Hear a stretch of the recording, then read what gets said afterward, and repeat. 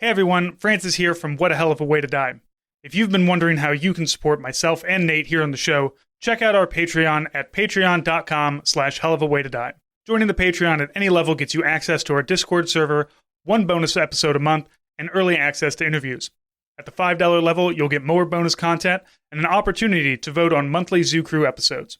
And at the $10 and up level, you'll get exclusive stickers, patches, and pins sent out to you every quarter. Your support means that we can keep our regular episodes free and make sure we don't have to rely on advertisers. If you can, please consider joining and supporting your two favorite veteran dads.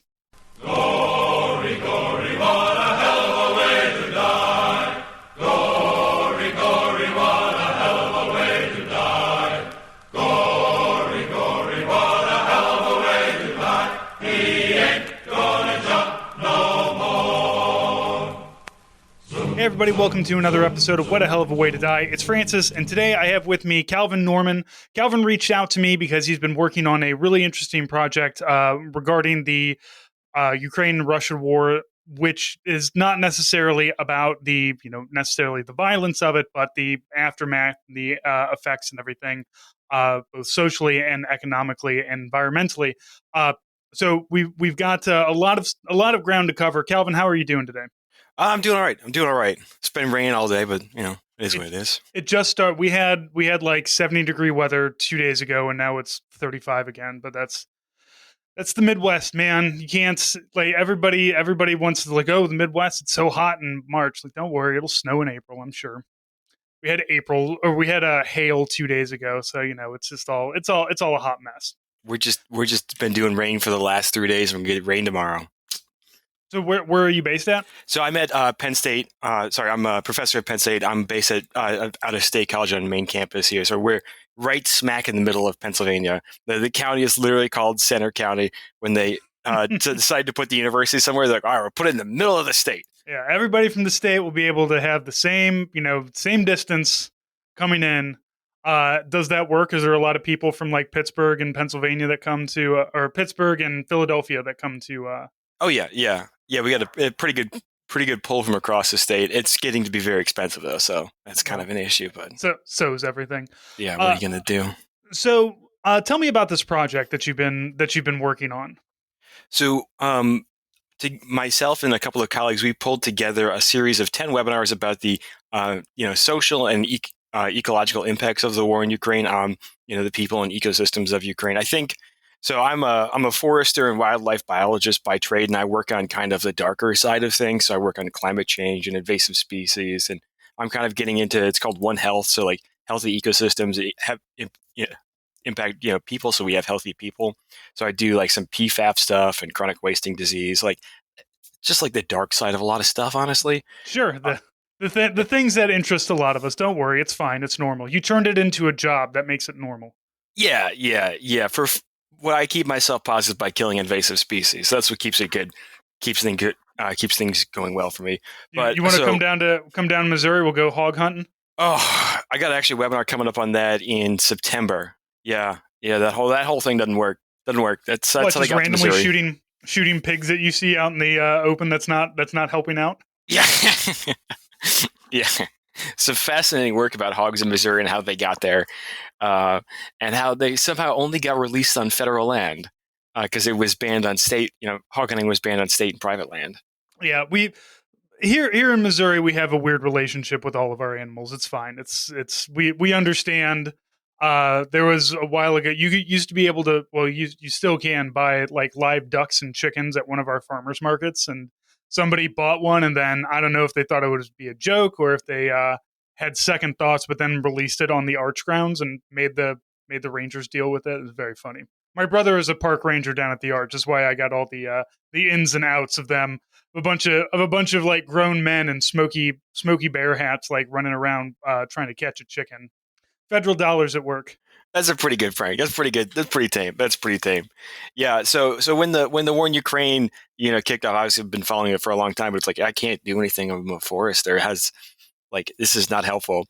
But then I saw some folks wrote some articles about the impacts of the war on the people in forests. And so I reached out to them. I was like, hey, we could do a webinar. And they were like, well, it's too complicated for one. I was like, how about 10? Yeah.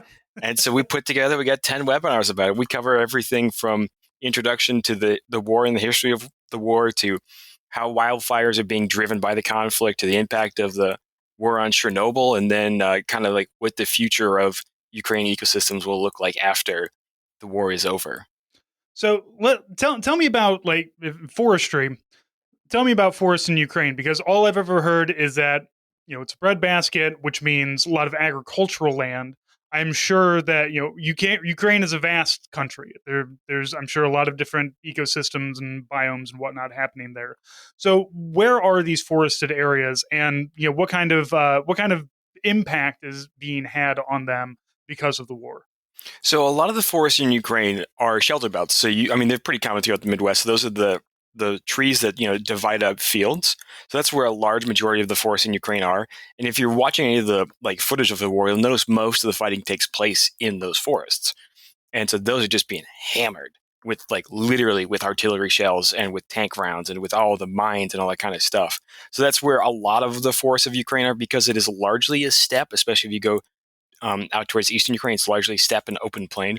But up towards the northern part and in the Caucasus Mountains, I think it's the Caucasus, then you have a lot of forests there. There's been a history of plantation forestry in Ukraine, and those plantations have not taken well to, you know, obviously the war. And then the whole Chernobyl exclusion zone up by Ukraine and Belarus, that is now forested because of, the lack of humans there. Right.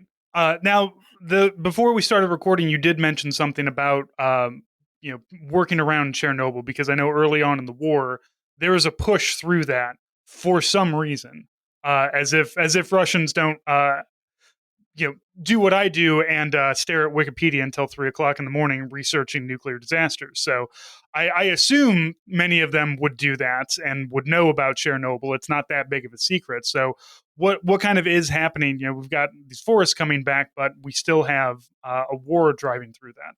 Yeah, that didn't turn out well for the people who went through there and the forest. So, obviously the Chernobyl disaster happened in like the 80s, and then abandoned. So you get forest returns to the area, and you have like 40-year-old forest in that area.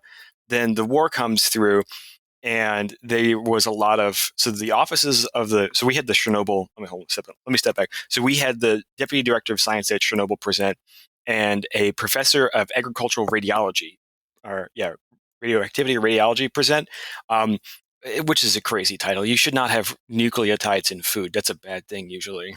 You saying I shouldn't be using all of this uranium glass to drink my rum and cokes? I think that's okay as long as you don't eat the glass. I don't actually know. That's not my field, man. I'm a tree guy, but I'll get to trees in a second. So the war comes through, and all this forest in a lot of Ukraine is not supposed to burn. All forests burn at some point. Okay, most forests burn at some point. Some just less intense and some more intense. So, the forest in Ukraine, you get weird fires that used to happen. Most of them are human caused.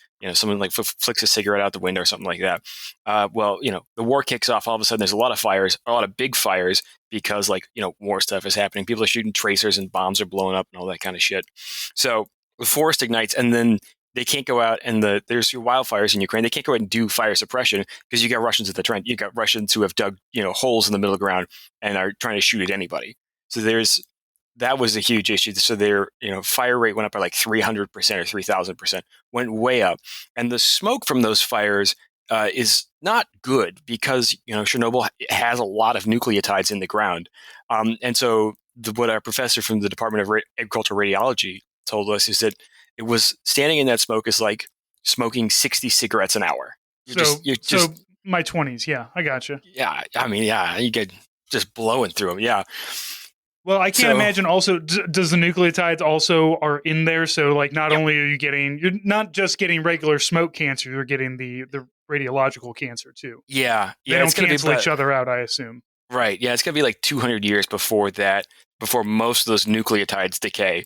And there's just nothing to do about it. But so when the Russians went through, they, disrupted all the firefighting. They laid a bunch of mines. And so they still can't do fire suppression out there because you have to demine the area. And then you can do then you could do anything. You can't do any ecological research. The Chernobyl exclusion zone is one of the most interesting from a biodiversity standpoint places in Europe because it's been dehuman. It's been not deep. It's been depopulated. Depopulated. Yeah, Yeah, there's nobody. I know people go there, but nobody lives there. It's not yeah. being maintained. It's a bunch of people with cameras and Geiger counters having a good time on YouTube. Right, right. And that's for just like a small part of it. The rest of it is just like wild forest reserve that no one goes to because you're not allowed to go there. So, it's been depopulated. And so you have like these really interesting, animals there. You got really high lynx, European lynx populations and wolves and pigs and all kinds of stuff. And like just like nothing else in Europe because it's so populated and has been populated for a really long time. So it's a really unique ecological site, but these folks, the researchers, can't go out and do their work because you got to worry about stepping on a mine. And when the Russians were there, it's like you can't go out there because they're just going to shoot you, and they can't go up near the border of Belarus because like they don't know what's going to happen. So they've lost access to most of the Chernobyl site, and there's now just wildfires are a big problem, and that smoke is obviously like we said like smoking 60 cigarettes an hour due to the nucleotides in there, and that not only damages firefighters, but those plumes go across Eastern Europe, and so now you're going to see kind of major issues for anywhere that's impacted by wildfire smoke from Chernobyl. Sure. And I imagine it's also just depositing all of that as well, just kind of sprinkling it around the rest of Europe, just That's probably not good. sharing a little Chernobyl with China and whatnot. It's just a little bit of love for everybody, just a little love for all of Eastern Europe coming back. Yeah, I couldn't speculate on that. It's not good. It's real not good. Yeah. So that's just like one impact. And then like to do the demining work. The demining work is crazy. So you have to cut down all the vegetation in an area, and then you come through with your demining equipment. So you like, usually, so they're trying to do like these big like demining like roller things to like, set off the mines. Um, and that's really damaging to forests and to soils because you got to cut down all the trees. Forests are famously trees, so you got to cut down all the trees, do the demining. A lot of the mines are going to explode. The ones that don't explode, you got to pull out by hand, and then you can replant. But that's not the same as a naturally regenerated native forest. We've now gone and we've put the trees at uniform spacing, and we have uniform trees. So yeah, I mean there are trees there, but it's not exactly the same as what once was. And then from the mines and the explosives, you have all these chemicals leaching out of them. The little butterfly mines, I forget the name of them. Yeah, I know the bomblets or whatever. Yeah, the little tiny ones. Yeah, little ankle poppers.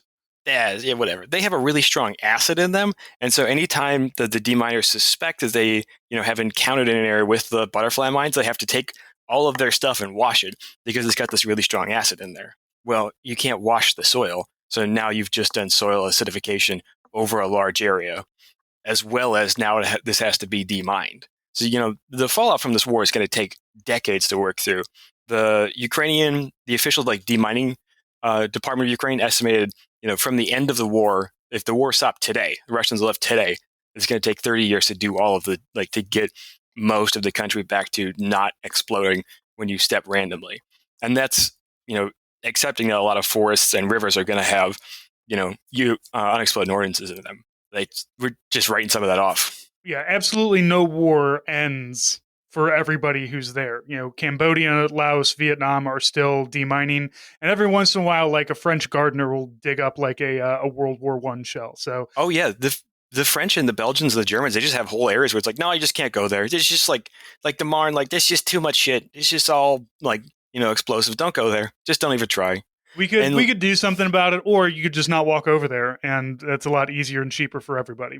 Yeah, and climate change is making it all worse. There's a fun fact for you because you have shifting weather patterns. So, the mines that were on top are now deeper, and also sometimes the mines that were lower are now on top. Then you get these big floods that didn't normally happen that are just washing minefields out, either moving them to where they, from where they were like downstream, or now you just have a bunch of mines in the river, and now you have explosive rivers, Right. which is really cool.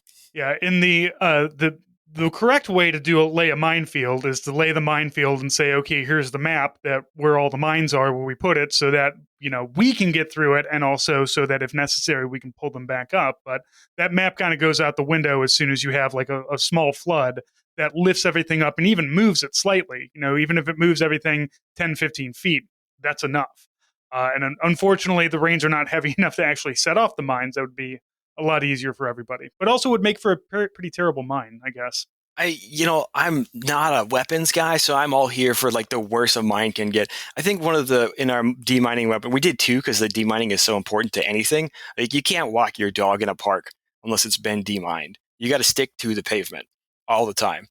But in one of the webinars, the the deminer was telling us that they managed to capture a couple of Russian maps, but mostly the Russians didn't lay maps out. They were supposed to put signs up. They didn't put the signs up. No one was keeping track. They're just throwing stuff around. They're like, shooting them off their artillery shells at places. You're not keeping track of where those mines are. Shocking that the Russians were not keeping very good track of what they're doing.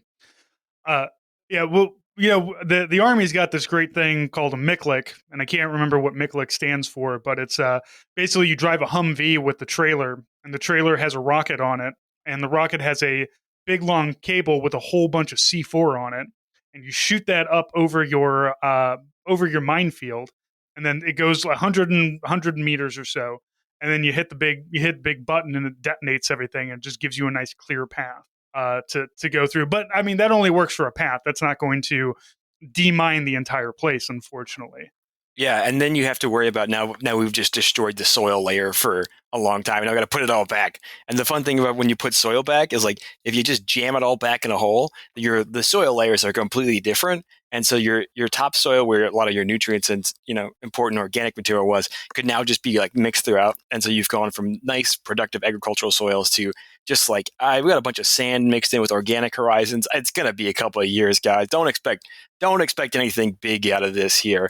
And so I did my master's working at Paris Island, and a colleague of mine worked at Fort Drum, and those places are all just full of all kinds of weird chemicals. Like you can't eat deer off of most parts of Fort Drum, so like the chemical fallout from a lot of this stuff is gonna be wild. Yeah, we had to. I know the army had to shut down Fort Ord because there was just too much shit in the soil. Like we can't. We have shot too many things into the dirt around here that it is actually unlivable. And they have a super fun site, set up to it. But it's not. It's a training ground. It's not like here's this building. We have super fun sites in St. Louis, like that building. It's very dangerous. Don't go to that building. It's not these 12 square miles are really fucked. Don't come over here. Yeah, and I mean the Ukrainians have that in Chernobyl, and people still go there and they still try to pick mushrooms and berries, and now it's like, well, you're just gonna get cancer. I don't know what to tell you. We put the signs up, but now you have to expand it to like 38% of the country is contaminated with this stuff, and you're getting weird acid leaking out of it. And like we know, like the NATO stuff has got some not great chemicals in it. I don't want to imagine what the North Korean munitions have in them or the Chinese munitions. Like if China is sending munitions to Russia, it's going to have some weird stuff in it. And the North Koreans, like we can't even imagine what's in those munitions. Yeah, I'm sure acid would be the kinder option inside of them. Yeah, I don't know. It's going to be really bad for a long time. So we have a toxicologist on coming up who's going to be talking about the impact on water quality, and he's got his work cut out for him for decades. Decades of work will come out of that. So break down kind of your webinar. So we've got forestry, we've got radiological inside of Chernobyl, we've got water. What other concerns are there? What other ecological concerns are just kind of getting honed in on? Not I understand the broader sense, but what is like, hey, I'm paying attention specifically to how messed up the soil is, or something like that. Yeah, so our first one was on introduction to the war and the history of the conflict. Our second one was about wildfire and how the rate and size of wildfires have just massively increased as a result of the war, which is not a surprise. Then we had two about demining, so how that happens, from FSD, it's like a Swiss Demining Federation thing. And then Halo Trust, we had their operations director for the country talked, as well as FSDs. And then we had some on the ground deminers talk. So that's like, if you want to like know how demining happens, I got the guys who do that. Then we had a talk from someone who studies the impacts of these ordinances on landscape, again about demining. We just did the Chernobyl webinar, so we had two guys from Chernobyl come and talk about, the site and how Chernobyl was impacted by the war, and then how that is spreading, outside of Chernobyl. Next, we have two forest users who are going to come talk about like how the war is impacting, people who hunt, gather mushrooms. We have a war correspondent coming on about and talking about his experiences, with the war, but not like the shooting part, but like, when he tries to walk his dog, like he can't go to most of the parks. So it's the forest user side. After that, we have one about how the wars impacted water quality and waterways, and looking at when they blew up that big dam on the Dnipro, how the forests and wild landscape has responded to that. Because it was a huge dam that had been around for a long time. So that was it's very interesting from an ecological standpoint what's happening there. I'll preface that one a little bit. Actually, the natural landscape has responded very well, surprisingly, and the Ukrainians are going to have a really interesting decision to make about whether you build that dam back or you have this big, it's called like the big meadow. We have this big, wet meadow come back. So that's going to be very interesting. Was that After, a hydroelectric dam? I think so. And I think it was also, no, the one that they were doing, the one that just got attacked is like the one that holds the water for the nuclear plant. But the Dnieper dam was blown up like this year, like this time, like last year. So that it's going to be very interesting to hear about that. And like also like Ukrainians love to fish. And so they're talk about the impacts of the war on people like when they're trying to fish. Like you gotta like the Russians like were specifically mining like preferred fishing areas. It's yeah, not cool, not good. So they're gonna talk about like here's how these weird chemicals are showing up in fish. After that, we have the department head at the National Forestry University in Ukraine. It will be speaking. He's also currently serving on the front line, so he's going to talk about both as the impacts on the forest as well as his view from the front line.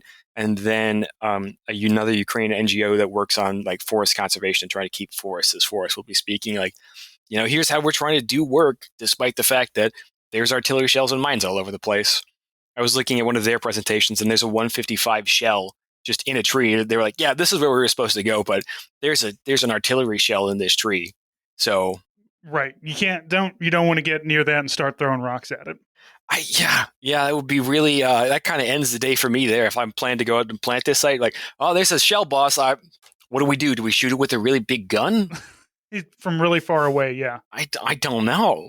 So they're going to talk about how they try to work through that. And then our last webinar, we have a bunch of our previous speakers are going to come back and they're going to talk about the future of Ukrainian forests and ecosystems and how they're going to try to recover and use this as kind of an opportunity to like make some major improvements to these forests. Like a lot of this land had been kind of mistreated under like the USSR, and the local people hadn't had a say in what happened, and so that's going to be some of the conversation is how do you make this like a better place for forest users and responding to climate change as well, because like we're seeing changes in precipitation here in the US and they're seeing that over there, and we're also seeing changes in species movement of trees. So like they have a lot of eastern white pine and Scotch pine planted in places there. Eastern white pine is native to the eastern United States. It's planted in a plantation. They have a lot of northern red oak, again, native to the eastern United States, planted over there. And so there's going to be discussions on, kind of like trying to get some of these non-natives off of the planting lists and being planted out and returning to native species that are better adapted to those forests. Yeah, that's an odd choice to bring over American trees to put them all over the place. Like I understand, beggars can't be choosers. You need trees. Here's some trees, but at the same time, these are not. And the ecological crossover has been kind of fucked since Columbus went across the ocean and said, "Hey, check this out," and then all of a sudden everything is everywhere. But I know that there's always especially here in Missouri, because I'm a gardener. Obviously, I'm not a forestry person, but I am a gardener and I am concerned about local ecology and everything. And the local perennials and the local the native plants are really big here, and we're very like what do you got there? If it's not from here, then we don't want it, because I don't want your weird like Pacific Northwest plants down here, not because I hate the West Coast, but because I just don't want what you have. Like I don't think a redwood would do well down here. We don't have redwoods, so. Yeah, I really appreciate that perspective. A lot of people don't have that, and that's why there's so many invasive species. I mean, the nice thing about invasive species is it pays a good chunk of my salary, so I got that going for me. But yeah, eastern white pine, northern red oak were imported, to grow timber, and like, yeah, they grow fast, but they're not native to the area, and so now with the stresses of climate change, they're not doing as well. I was in Slovenia in October, and the Italians, under fascism, imported northern red oak to Slovenia, and they were using Slovenia as a colony, and so they were like, we're going to grow this invasive tree here and not in Italy because we don't want to deal with it, but we want the wood from it, so we're going to grow it here. How's that working for Slovenia?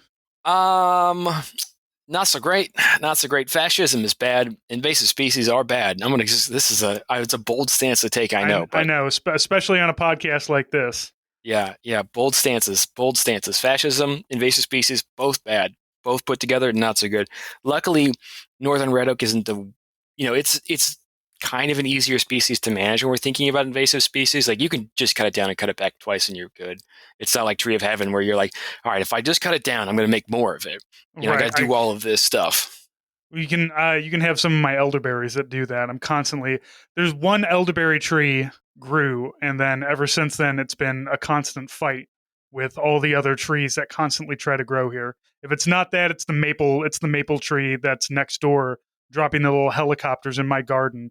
Because once maples come up, once you see a maple, the root system is already like a foot down, and it's just Yeah. impossible to pull out. I hate them. So those are the little helicopters. Those are called Samaras.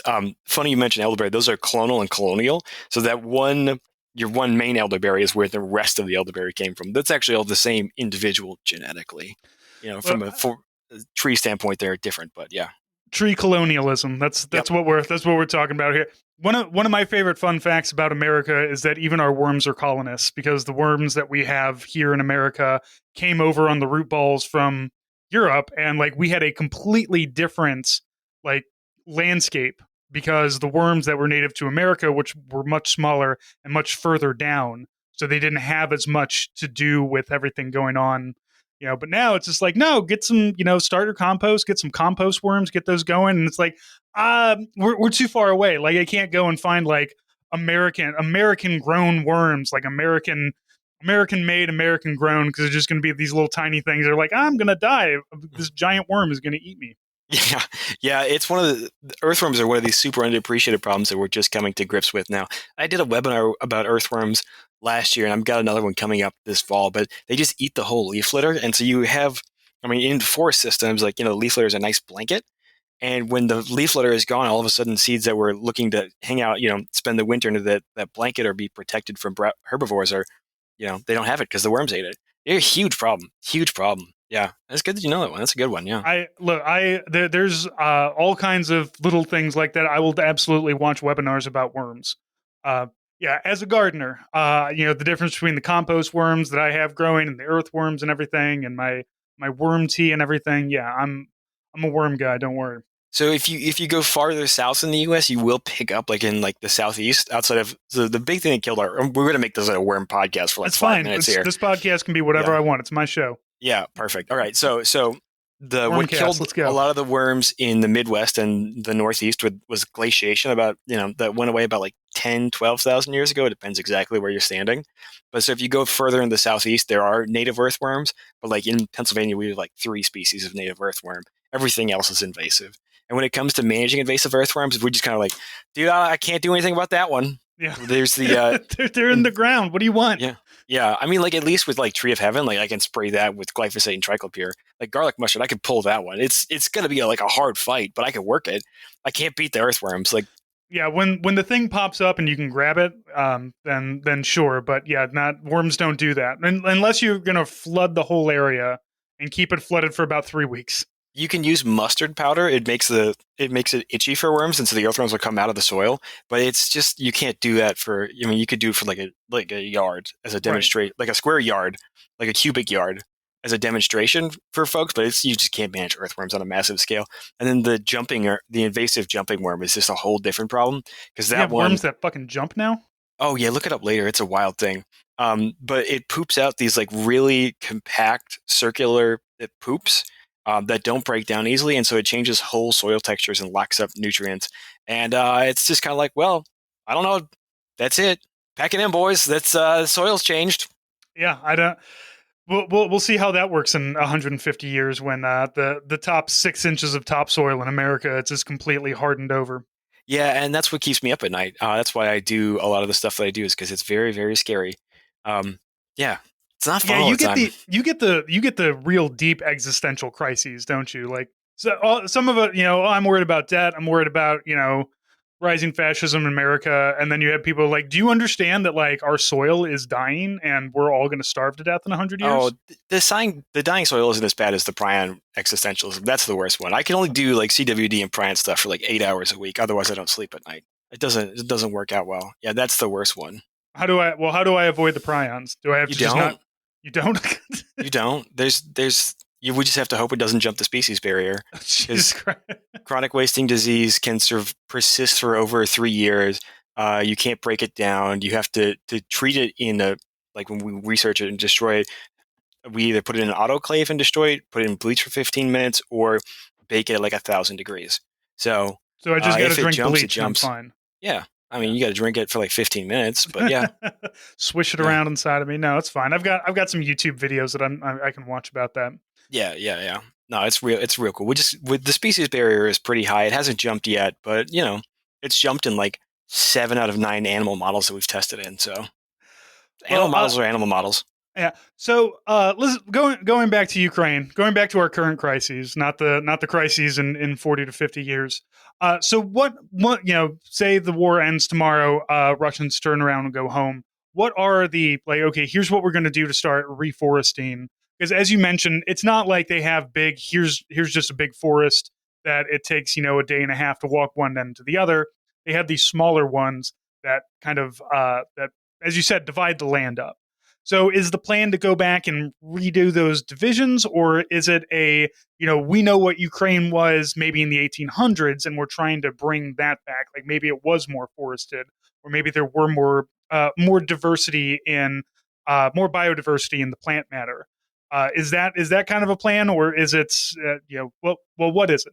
Yeah, so the answer is yes to both. So there are stretches of you like in the Caucasus Mountains, like there are big chunks of like contiguous forest there that like were like forest preserves that are now like being shelled and mined. And so like with all this stuff, the first step is everything comes down, all the vegetation gets cut down, and it gets demined. That's step one. So that's your first like 30 years of like Ukraine from like the shooting stops today, the Russians get out today. We get all the maps. I say we, I'm going to use the royal we here. The Ukrainians get all the maps from the minefields. It's like 20, 30 years of demining. So we get all that done. And then you can start reforesting. I mean, obviously you can reforest as you go and kind of return stuff. And, trees are going to grow back after you cut them down.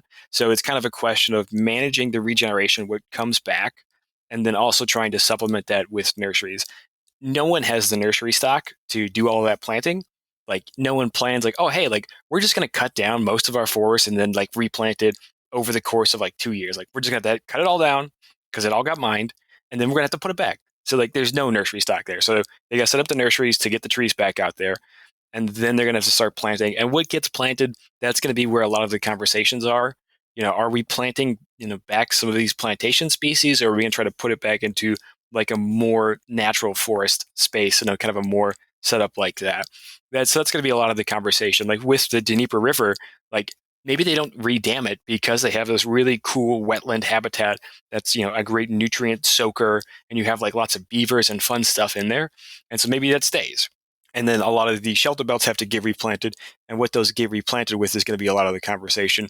They're going to be, largely driven by local people because they're going to be the folks impacted by it. Mushroom and berry picking is really big in Ukraine, and so I'm sure that's going to drive a lot of the conversation. Like, all right, we want to, we want to have a nice forest to, hunt some deer in, hunt some boars, but also like pick berries and mushrooms. So, try to put some species out there that are good for that and maintain habitat that's good for that. We had a lady on who does a lot of agroforestry work and non-timber forest products, and she said that she, in her work, encountered at least 100 different species of mushrooms and herbs that were being harvested for, local use and medicinal use. So that's going to be, kind of a very important thing that's difficult to do on a large scale. Like with like the understory plants are we like we barely know. We know a good bit about trees, but we don't know a lot about trees. There's a lot of unanswered questions there. And so when it comes to like understory stuff, that's a What tree whole, mysteries do we have? oh, dude, we got a lot of tree mysteries like oak regeneration. Like how do you regenerate oaks in the eastern United States has eaten up dozens of careers. Dozens of careers. Like, as in they can't do it, or it's Yeah. Oak regeneration is very difficult right now for a lot of reasons. I've actually recorded 2 podcasts on that. It's real difficult. We know how to do it in theory, and then actually doing it in practice is difficult.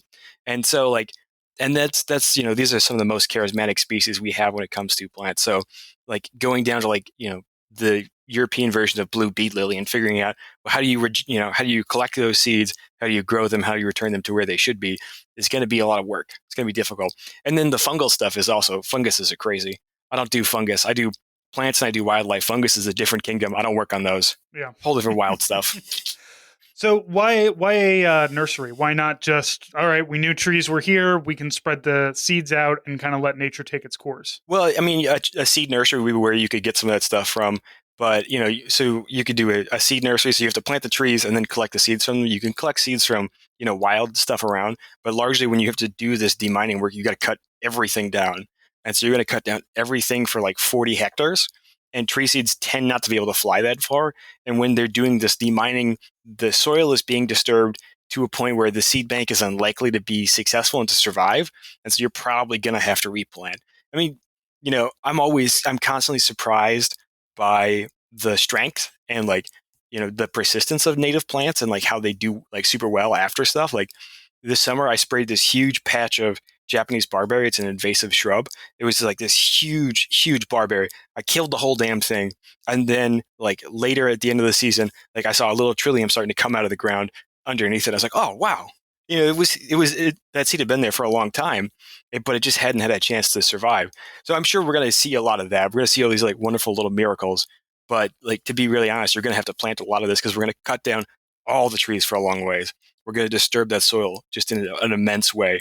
So we're going to have to put trees back. And then, the next generation of trees can grow on their own, but you got to have somewhere, you got to start from somewhere. Yeah, give it kind of a head start there. Yeah. In forestry, we're always working, like my success will be evaluated in 60 years. I'll be dead and in the ground. The guy after me be dead and in the ground. But that third person, they tell me if I was right or not. So that's kind of where we're working towards. So when you say cutting down the trees in a place that's mined, how exactly does that work? Like, do you just have a bunch of guys with chainsaws go in? That sounds dangerous. Yeah, I don't know. That's a great question. So one of the other tree mysteries we have here about how to raise a forest to the ground. Yeah, so in like a lot of the other, like in the like Serbia and those places where the Baltic War, was it the Serbian genocide and stuff like that. So a lot of those forests didn't actually fully get demined because it was just too difficult. And there's still a lot of demining to do there. So, and forests are the last places the deminers work because they're so challenging. So what they're going to do is they're going to come through with a masticator. It's like a bobcat, or like a little front end loader for folks who don't know what bobcat is. It's got these really big teeth on it, and it'll just grind everything in front of it into wood chips. So they're going to have to do that. And then they send in, a deminer, either a person who can do like 25 meters a day, or you send in a machine. If you have enough space in there for the machine to work, they can do 1,000 meters a day. So they're gonna send all that in, and then if there's any trees left and those are in the way, they got to get cut down. So they got to get cut down somehow. There are like remote, like forestry equipment that can fell. It's like not a drone, but it's drone piloted. So you could do some of this, with piloting, and you can do like the masticating. So you grind up everything, remotely, but like it's all got to come down. So that way the deminers can go in and do it all. So what do you do with all that? Can you just like spread those wood chips all over the place and kind of give it a little nitrogen boost to the soil? Yeah, unfortunately, yeah. Most of it's just going to get left on site because, you can't really haul it all out. It's a shame because like you're going to be cutting down, lots of forests. I'm sure anything that's like a usable board and usable wood product will be, try to retrieve that and use that. But a lot of it's just going to get left on site because, There's a bunch of landmines there. Yeah, a bunch of landmines, and also wood's not the most valuable thing. So to cut it down, to bring it out of the woods and to take it to a sawmill might cost more than just like, well, we're paying more in diesel than it's going to be worth cutting it up. So it's just going to get left here. So we've talked a lot about forests. You said that you also deal with animal diversity. So what kind of like migrations have you been seeing happen in Ukraine since the war? So I can't really speak to that because it's really hard to study. That's fair enough. Like, yeah. We tried so hard to find a good wildlife, or not to impugn Ukrainian wildlife biologists, but to find a wildlife biologist who was working on that. And they're all like, we're trying to study this, but the problem is there's a war on, and we can't get out to the trail cameras because of the mines and the guns and the artillery shells. We do know that there's the landmines and, the war has had a lot of impacts. We don't know the full extent. We know like really curious animals like foxes and crows. They like to they see the landmines, the little butterfly mines, they play with them, they get blown up. So we know that. We also know that because of the impacts of the war on the shelter belts, that the migratory birds and the little warblers are really losing a lot of habitat. The full extent of that we're not going to know for a long time because you just can't get out and study it. So there's a lot of these like subtle things that we can determine from habitat loss, because honestly, most wildlife stuff is habitat based. If you have the habitat for an animal, they're going to be there and survive. Most animals are really good at being animals. You just got to give them a place to be animals. So the habitat losses are your biggest issue, as well as, again, I'm going to say it again, the mines, landmines are not good for anything that's alive. No, even and you mentioned the crows. You would think a crow's not actually going to set something off, but yeah, those little butterfly mines. That's all a crow needs to see something shiny and grab it and click on it the wrong way, and then suddenly you're done. Yep, and feral. Sorry, they're over there. They're wild boar. But like wild boar are like human size, so they can set off landmines meant for humans, and you just can't count that pig because it's in a million pieces. So Look, you come to Missouri, you get all of our pigs, and then you send them through the forest to blow up all the mines. Too easy. We're taking care of all kinds of problems. No, I'm not gonna come back in 10 years and see what havoc we wrought on this one. Because all you need is a couple. All you need is a couple, and then they're gonna be all over the place. yeah, they're real good at nosing around into stuff. I think I like that. We'll just fence them in and let the pigs demine. All right, it's not Exactly. humane. It's not humane demining, but it's a problem solved. Yeah. Look, what would be more humane is humans not getting blown up, and if an invasive pig gets blown up, such is life. Yeah, well, I mean, in Europe, the boars are native, so Sure. No, I'm talking about. We'll come. You can come get mine. I don't know where mine are from. Like we're they're a up in Missouri. hybrid. They're a hybrid of domestic and wild boar. It's weird. It gets real weird real fast when it comes to feral pigs in the U.S. So somebody had an idea, and yeah, that's the problem. Somebody had an idea. So let me distract us for a second here. So like a lot of like the boar hunting ranches, like in places like in like the U.S., they imported feral boar, or they imported wild boars from Europe to like so you could hunt boar in Michigan and you could shoot like a really big like 600-pound pig. Yeah, that's from there, and then they will escape because pigs are big and smart, and they'll break out. And if you already have a feral boar population on a landscape, well, guess what pigs are going to do? They're going to be pigs. They're going to reproduce rapidly, and now you have you know wild boar genetics in these feral pigs, which is a huge problem in Saskatchewan. The Canadians are just getting hammered with like these hybrid pigs. Never a phrase you want to hear. Getting hammered by these hybrid pigs. Yeah, yeah, feral pigs are bad. They're real bad news, but most of the things I work on are bad news. So what are you Yeah. gonna do? You gonna work on fun things and have a nice time? No. Somebody has to work on the bad things. Yeah. So what other fauna kind of considerations do you work on? Um, in Ukraine or in the U.S.? Well, in either one. I mean, I understand in Ukraine it's kind of hard to do because you might get shot. But in the United States, definitely. Like what beyond the feral pigs that we have, what else are you working on? I do a lot of deer and bird stuff. Birds drive a lot of habitat, and so if you can manage habitat well for birds, you can manage it for most species. And then I do a lot of deer stuff in that I try to encourage people to shoot as many deer as legally and ethically allowable if you're in the eastern United States. Deer in the western United States are in a very different situation than the eastern United States. But here you got to shoot a lot of deer. You got Yeah, to shoot them fast. we get every once in a while they wander into the city, and it's very because we have deer out at Jefferson Barracks, which is an old Civil War what was a Civil War era base, and now it's like our big national cemetery here, and military's there as well. And so we get deer in that area, and they will come up like the river, and they'll walk up the river, and then suddenly you'll just find a deer downtown every once in a while. And no, for a state where like literally everybody can be armed at any time, we sure don't shoot a lot of deer. Not the city ones at least, but also you're my Glock is not exactly a thing to take down a deer. There was an incident last year in my area where somebody pulled their pistol out at like 9 o'clock at night and started blasting a deer, and they thought it was a deer, but it was actually their neighbor. Hit their neighbor in the head. Uh, yeah, it wasn't great. The neighbor survived though, luckily. Yeah, no, it's deer are incredibly fecund, and so in Pennsylvania we have to shoot 40% of antlerless deer to impact the population, and we don't do that. People just don't want to shoot antlerless deer. Um, because like in the early 1900s, we almost, we basically extirpated or caused localized extinction of white-tailed deer. They've bounced back since then, and now they're just at these crazy high levels. And so you just got to shoot a bunch of deer. And then like we used to have a lot of predators for deer, like wolves and coyote or wolves and cougars. Black bears and lynx are okay predators, but they're not great predators. Same with bobcats. They'll eat some fawns, but they're not great. But we used to have other predators, and now they're gone. So the whitetail populations are insane, and they just eat all my damn trees. We're trying to grow trees, and they eat them. So you just got to shoot deer. But this is a problem worldwide. Like when I was in Italy and Slovenia, they had deer problems there because a lot of their wolves had also been killed. Yeah, people love to hunt wolves, and I don't understand because, like, I feel like it's a manliness thing. Like, but the deer tastes good though. Like, I've had venison; it's really good if you cook it right.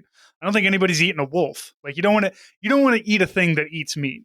Yeah, and like the one of the bigger fears, in wildlife management around wolves is like, oh, they're going to eat people.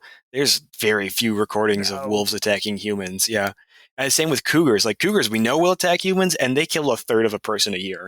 yeah, Like, it's not as dangerous as people want to believe it is. And wolves don't want to be in downtown wherever. They're not going to take in a show in New York. They're going to stay in upstate and kill deer. yeah, well, so I did. So I did a thing about cougars 2 or 3 years ago, and I keep getting emails about it. But like cougars are so averse to humans that when you're modeling their habitat, they're very negatively correlated with roads and human settlement. Like the Florida panther gets a lot of protection, and it's still like a third of the Florida panther gets that population gets hit by cars. They just love getting hit by cars. So like we're never going to return cougars to like a vast swath of their range in the eastern United States. It's just not going to happen. It's too built up. It's too populated here. Wolves are potentially doable, but they still also don't like people. I used to be a forester in the UP, and like there were wolves there. And in like a year plus of driving around and just being out like in the woods as a professional forester, not to mention 4 years of undergrad, I saw a wolf. Like, you're not going to see these things unless they want you to see them. It's just really silly, all these concerns about predators. Yeah. The most dangerous thing I've seen is a fox in a trash pile once, and that's in the in my area. We don't. I Does Missouri have wolves? I feel like we No, do. no, No, no, damn. you don't have wolves. We don't. Uh, We have bears though. Yeah, you do have bears in Pennsylvania. We have bears in every county. They pull bears out of like dumpsters in Philly, not infrequently. Same with Pittsburgh. So I'm sure you guys have black bears in Yeah, I've been to a St. Phillies game Louis. before. I know. Yeah, Our campsites definitely have the bear proof trash cans and everything. So there and lots of signs to be like, please just don't. The bears aren't gonna do anything, but we also don't want them here. So don't leave your food out. yeah. I mean, like the black bear is basically just a jumped up raccoon. It's like I'm Yeah, just a really big raccoon. Like yeah. I It'll mean, like sit I'm down. pretty chill. Yeah, it'll sit down. It'll have a little lunch. It'll wander off and take a nap. Like yeah, it's a cat with bear qualities. Yeah, it wants your trash. Like leave, it'll break in. Like if when they get smart, they'll start breaking into cars and drinking beer out of your like back seat. But they don't really want to like Now that's be a involved Pennsylvania with you. bear there. Well, yeah, I mean, that's just a good, honest American bear is what that is. You find that in any good state. The brown bears out west are a different story. Those things that they can get aggressive, but the black bear is pretty chill. Yeah, you don't want to fuck with the grizzlies. No, no, no, no. It's a different animal, though. Different animal entirely. Yeah, I feel. What other predators do we have here in Missouri? You got bobcats and coyotes, and that's about it. And we call those like mid-level predators or mesocarnivores. So they're not really like they're the mid-level. They're not going to like eat everything. They'll eat like your house cat if it gets out. They'll eat like chipmunks and raccoons and squirrels, snakes. Coyotes eat a lot of vegetation too, like especially in the spring and like when berries are ripening up. They're like big berry heads. Bobcats, obviously, like they like anything that's small and a rodent, plus feral cats. Yeah, I can see it. Yeah, any human size. Like if a cat, if the bobcat is taking down a human, Oh, yeah, no, those things top at like 40, 50 pounds. Yeah. yeah, but you just punch it in the face. It's fine. Like Yeah. I'm, on that big list of like the animals that people think that they could take one on one in a fight. Like I feel like I could get up to black bear. I don't know if I could beat a black bear though, but a yeah, I mean, coyote I could take down. I think it would depend on the black bear's mood, really, because you could just mostly you just scare them off. I've scared off black bears. You have to have a plan if you know you're in bear country and you might encounter bears. And my plan is always I just yell fruit names at them. And I've had bears raid camps a couple of times. And you just yell at them and they scatter off pretty quick. I've never seen a bobcat. I had a friend this deer season who had a bobcat under his stand, but I've never actually seen one. They're just too secretive for me, and I'm not that quiet when I hunt. I just don't like sitting still that long. That's the big problem with me in deer hunting. It's like I don't like Right. sitting here for this long. Sitting and yeah. And I guess it's a good thing that we don't, because I always wondered why don't we just, farm deer, because again, they're delicious, but we already have That's a how you deer get the problem. prions. Yeah. That's exactly how you get the prions. That's why you don't farm them. They're not evolved for it. They get really stressed, and then you get prion diseases. It's the biggest spreader of chronic wasting disease are the cervid farms. So CWD impacts all farmed cervid. So anytime you're, buying like venison from the grocery store in the U.S. or like elk meat from the grocery store in the U.S., that's a farmed cervid, and I don't touch that because I know that the deer farms in the U.S. have a real, uh, for me, an uncomfortably high rate of CWD for me to want to consume that meat. I wouldn't trust any farming. Like we have a bad thing with puppy mills here in Missouri too. So a deer farm, like you said, we have plenty, but it's the same. Like I always wondered like why we don't have like moose in zoos or anything. And it's like no, they have to be able to walk 12,000 miles and eat during that entire time. You put them in a cage, they just die. Yeah, and they want to be cold. You want to know a really fun moose fact here? This is Always. this is a fun one. So moose and white-tailed deer typically their habitat ranges have an overlap. I'm sorry, this is a podcast and I'm doing the habitat. I ain't stopping you. Go for it. So Give me so moose for facts. everyone who's following along in North America, the moose habitat map looks like this, and the deer habitat looks like this. So because of climate change and how humans are changing, habitat, whitetails are now interacting with moose. White-tailed deer have a brain worm that just kind of eats out part of their brain, and they're fine. They don't care. They're a white-tailed deer. They don't need a full brain. Come on, overrated. It's speed holes. It makes you faster. Sure. So when that brain worm, so the brain worm just spreads. They poop it out onto the ground, the eggs, and like other deer will come by and eat the grass, and they'll get the eggs through the grass. Well, if the range overlaps with moose, the moose will pick up the brain worm, and moose need their full brain, and so they die. Oh, okay. Moose need to be smart. Yeah, so the moose range is contracting in the lower 48 for a lot of reasons, and one of those is whitetails moving into their habitat, and the other one are, especially if you look at Maine, the biggest predator of moose in Maine are ticks. You get exsanguinations where full moose will be just sucked by ticks. Really? Like just so many ticks on it that it just wow. Yeah, bad times. You don't look over those pictures. It's No, not a I'm not fun. gonna. I'm That's not a not. fun time. So yeah, and the tick problems are getting worse with invasive plant species because those can host more ticks than native plants can because the ticks just dry out. That's how they kills most of them. And climate change is making things better for ticks. Well, Calvin, you've given us a lot to be afraid of. It's what I do, man. Someone in the Lions Led by Donkeys Discord says I'm the holder of cursed knowledge, and I would say that's very fair and accurate. it's it's necessary curse knowledge though. Somebody needs to know it and say, "Hey, you got to worry about this." Because if nobody does, then I mean, at least if nobody does, then we have the excuse to be like, "Well, nobody told us that the moose needed their entire brain. I didn't know that." Calvin, I appreciate you coming on. You're going to give me the links to Yep. where people can watch all of these webinars and get more information.